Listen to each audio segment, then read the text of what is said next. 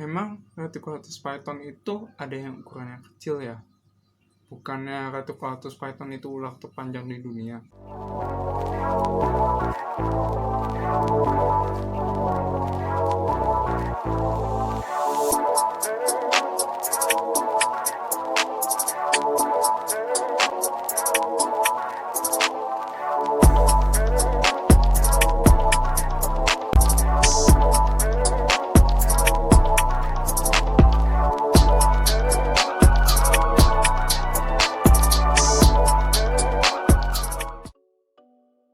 Halo guys, balik lagi channel gua Nathan Wianto di sini, dan kali ini kita akan ngomongin ini Reticulatus python.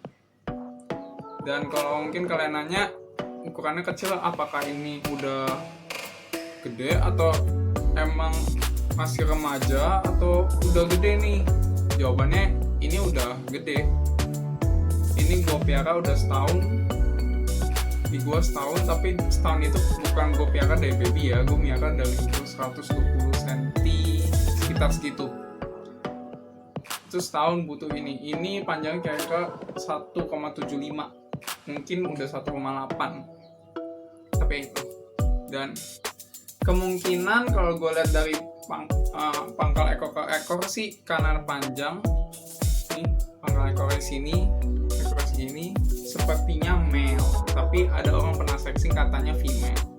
Gue juga masih nggak tahu, belum pernah gue sexing lagi, jadi ya gue beranggap aja ini unsex. Ntar kalau misalnya udah 2-3 tahun lagi, gue coba cek apakah ini female atau male, pas mature lah kira-kira gue cek. Dan kalau kalian nanya ini tuh retic apa sih, kenapa bisa ukuran kecil? Ini adalah retic super dwarf retic. Pasti ada yang bingung langsung, super dwarf berarti genetik ya? Enggak, mereka itu enggak genetik, mereka itu locality. Jadi nggak kayak super pastel atau super tiger di retic gitu kan. Super tiger, super motley, itu super phantom gitu-gitu, itu kan genetik. Kalau ini enggak, ini super dwarf itu bukan genetik ya. Jadi ingat, super dwarf itu bukan genetik. Ada juga dwarf namanya, tapi itu juga bukan genetik. Nah, kalau ini bukan genetik, berarti ini apa kan? Kalian pasti nanya itu kan. Nah, ini itu adalah locality. Locality itu maksudnya dari salah satu tempat doang. Jadi, ini ular retic dari daerah mana doang. Nah, itu gitu. Kalau gue punya ini ada dari Karompa. Jadi, super dwarf tuh ada 3. Karompa, Madu, dan Kayuadi. Itu super dwarf. Kalau dwarf ada lagi, asalnya deket sama super dwarf itu asalnya dari Jampea sama Pulau Selayar. Ada, tapi orang bilang kadang di luar negeri dibilangnya Slayer ya, beda penyebutan kata doang sih sebenarnya. Nah, kenapa dibilangnya super dwarf sama dwarf? Sebenarnya yang bikin beda adalah posisi kepulauannya. Kita gue akan kasih share di kalian fotonya. Oke guys, jadi ini gue di Jakarta. Kalian bisa lihat sendiri di map. Gue bakalan liatin ke kalian di mana sih Pulau Karompa itu. Nah, kita searching dulu. Sebenarnya gue nggak perlu searching sih, cuman ya udahlah biar kalian percaya. Oke, kita searching, loading dulu.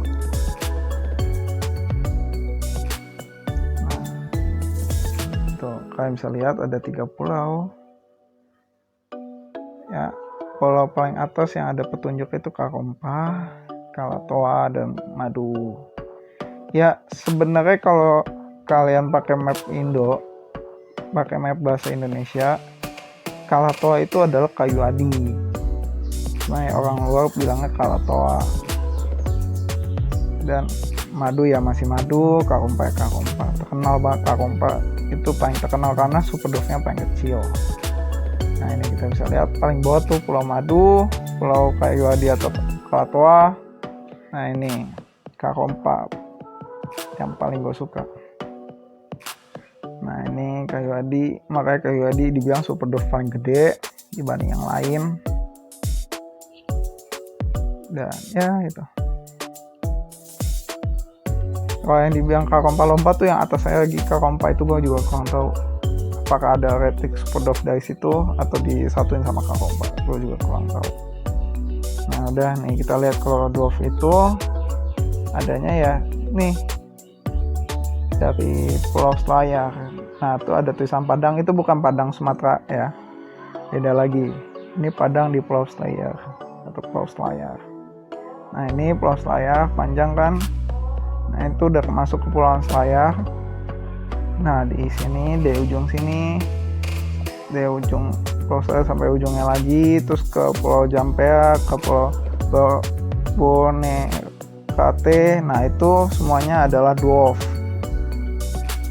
Gue kurang tahu sih kalau Bonekate ini apakah ada dwarf juga atau enggak ya, cuma itulah.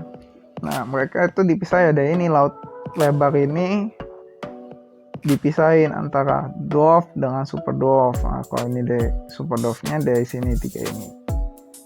Dan ya gue sih berencana pengen jalan-jalan ke kepulauan ini buat neliti ularnya lagi, tapi ya itu masih zaman pandemik sekarang, jadi ya udah susah.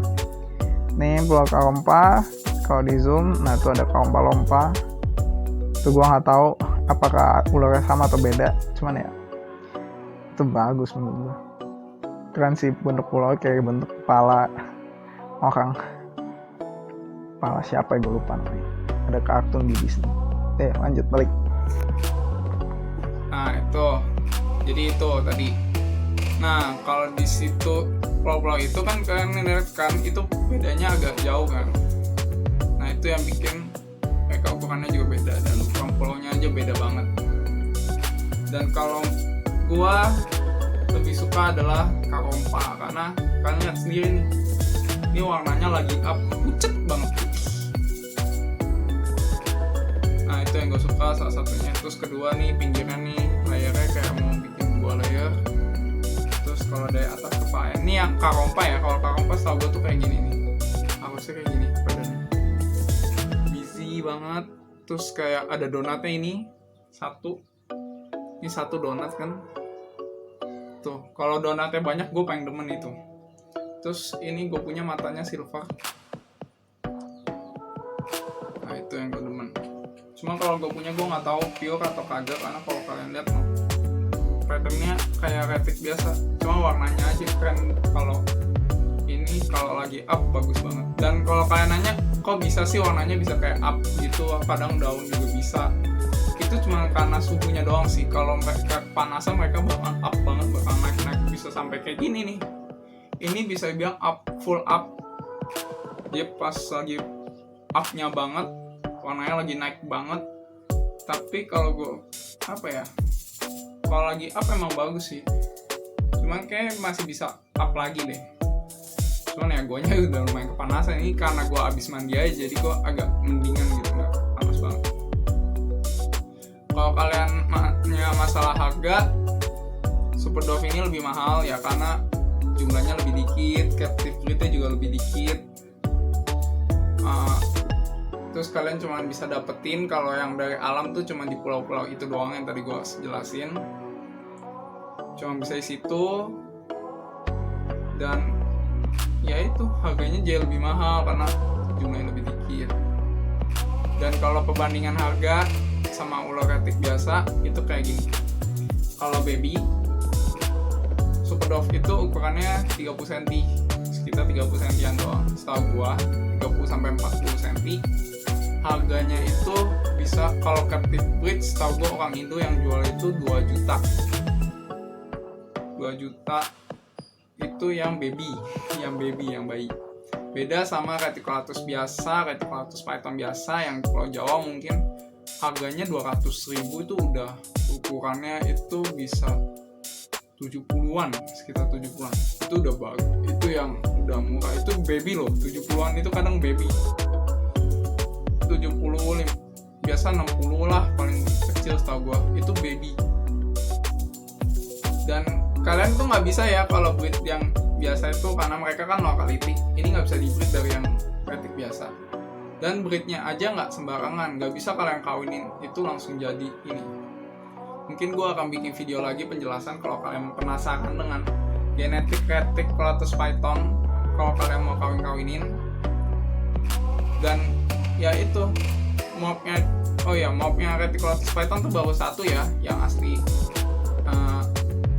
super dwarf. Kalau yang normal retic kan ada albino apa sudah banyak kan, cuma kalau yang super dwarf itu baru satu, yaitu Enery doang. Sisanya belum ada, albinonya mereka belum ada ya. Tapi kalau orang lihat kan ada breeding udah albino super dwarf, tapi itu nggak pure, yaitu nggak pure.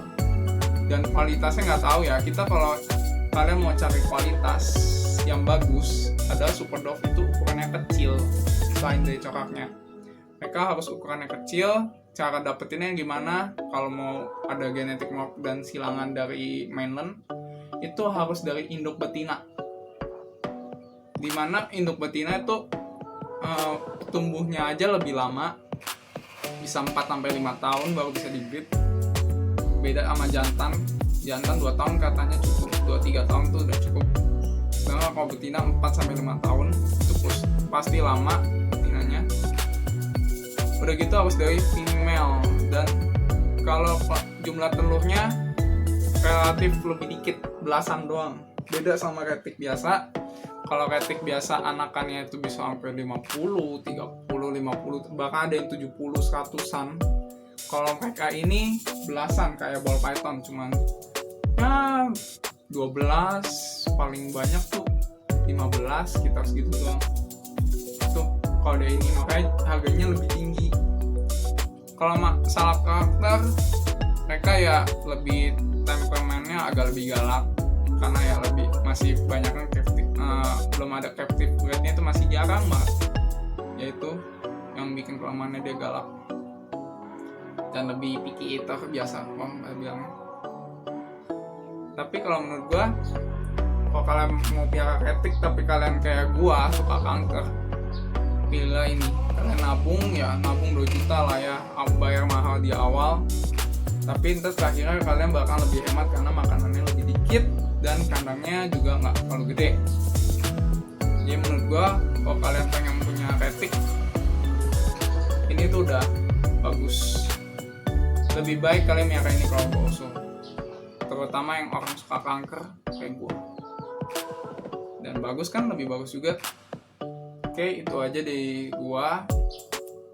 Kalau kalian masih mau ada yang nanya tentang Reticulatus python, khususnya super dwarf, kalau retic biasa mungkin secara umum gue bisa ngerangin genetiknya juga bisa gue.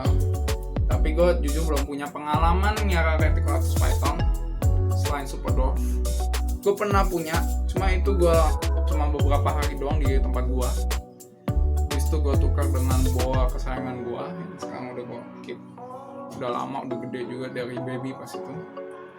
Cuma itu ya, cuman tiger. Dan terus gue sempat miara baby lagi, baby retic biasa. Cuman itu gue nggak tahu kenapa dia nggak mau makan, susah makan, jadi ya lewat. Mungkin seleksi alam mungkin, dan gue belum gitu pengalaman, jadi gue nggak kalau tahu retic biasa ya. Tapi kalau kalian nanya ini, gue bisa lah jawab yang ini. Kalau kalian masih mau video yang lain mungkin tentang genetiknya, gue bakal share ke depannya. Tapi mungkin dari itu aja, video udah lebih dari 10 menit pas ini. Jadi itu aja. Kalau kalian suka, kalian boleh like. Kalau kalian mau ngikutin video ini ke depannya apa aja, bisa subscribe. Dan kalau kalian pengen nanya atau ngasih masukan, komen lebih baik. Terus boleh di-share kalau ada teman kalian yang pengen miara retic tapi suka kanker dan gak mau punya yang gede-gede kayak gua. Suka kanker, bener sih, kantong kering ya, bukan kanker penyakit ya. Ya itu. Dah, itu aja. Bebas lu mau like boleh, nggak like juga boleh, dislike juga boleh. Kakakmu. Dah, gitu ya. Dadah.